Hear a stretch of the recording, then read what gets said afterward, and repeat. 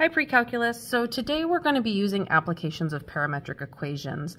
It's a lot of calculator work and I'm not going to show you all of that since we went over it in class, but I just want to have this video for reference here. So suppose that you throw a softball off a cliff 900 feet high with an initial speed of 90 feet per second at an angle of 45 degrees to the horizontal.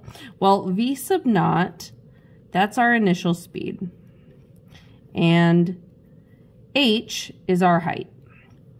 Okay, and we can use these formulas. X of t is v sub naught times the cosine of theta, and all of that is times t, and y of t is negative 16t squared plus v sub naught sine theta times t plus our height, our initial height. Put a t there.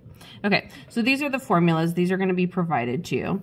All right, and we're first asked to write parametric equations that describe the position of the ball as a function of time.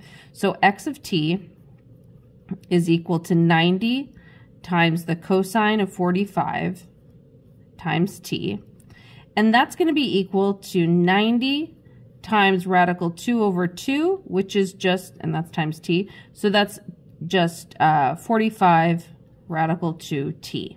Okay.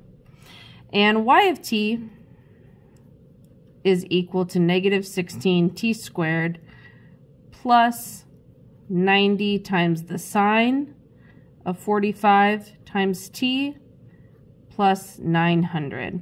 And so that is actually also equal to negative 16t squared plus this is also 45 radical 2t plus 900. Okay, so then what we're asked is how long is the ball in the air? So we're going to set y of t negative 16t squared plus 45 radical 2t plus 900. Set that equal to 0 because this is going to go in an arc, and once it hits 0, that's when the time has passed. So you do this using the quadratic formula, which is a reminder is negative b plus or minus the square root of, oops, I wrote 4, but it's b squared minus 4ac over 2a.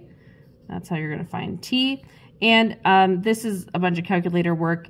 The answer to this problem is 9.75 seconds. Okay? You can do that calculator work on your own. Well, when is the ball at the maximum height? To find the maximum height, that's going to be our vertex of our equation. So at that point in time, t is equal to negative b over 2a, which in this situation, t is going to be a negative 45 radical 2, that's our b there, over 2 times negative 16, that's our a. And if you put this into a calculator, you get 1.99 seconds. Well, that's the maximum time, but not our actual maximum height. Y tells us our height.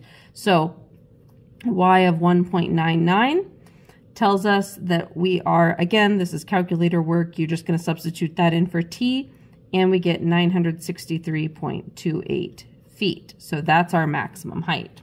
Now we want to find the distance that the ball traveled. Well, our distance is just equal to rate times time, which in this situation is basically our formula for x.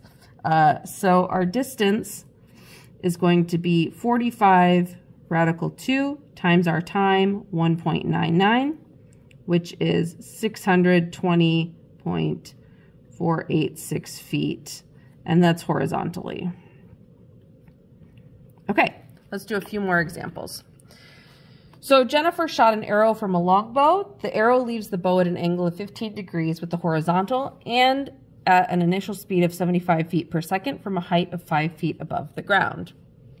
So we're going to write we're going to find the distance that it travels. And so we want to know our horizontal distance, and we need to first write our equation. So x is equal to 75, our initial velocity, cosine of 15 times t, and y is equal to negative 16t squared plus 75 sine of 15 times t plus 5. So if I calculate for t, again using the quadratic formula, t is equal to 1.43 seconds. So that's actually how long it was in the air. So 1.43 seconds, we've already found that. Then we can find our distance. X is equal to 75 cosine of 15 times the 1.43 seconds, which is about 103.704 feet. Okay, let's do a few more examples. So Casey's launching a potato from his potato cannon from a height of 3.5 feet above the ground. The initial speed is 140 feet per second at an angle of 25 degrees with the horizontal. So first we write our parametric equations. X is equal to 140 cosine 25 times t, and y is equal to negative 16 t squared plus 140 sine 25 t plus 3.5, our initial height. So the maximum height that the potato reaches, again, we're going to use t as negative b over 2a. That's going to equal negative 140 sine 25, that's b, over 2 times negative 16. And if we put that in a calculator, we get 1.85 seconds. And then we can substitute that in for y, or for t in our y equation. So y of 1.85 is going to be equal to 58.2 feet. So that's our maximum height. When did it hit the ground? Well, it hits the ground when y is equal to 0, right? So we can solve that. You're going to use negative, pause 1 second. Okay, so you're going to use negative 140 sine 25 plus or minus the square root of, this is t equals, 140 sine 25 minus 4 times negative 16 times 3.5, that's all under the radical, all over 2 times negative 16. Again, calculator work, you should get 3.75 seconds. Okay, and finally we can find the distance. So our distance is going to be equal to 140 cosine 25 times the once it hit the ground is 3.75, which is 475.81 feet. Okay, I think actually that's pretty good. That's enough examples. If you have any questions, please bring them to class, and I'll see you then. Bye.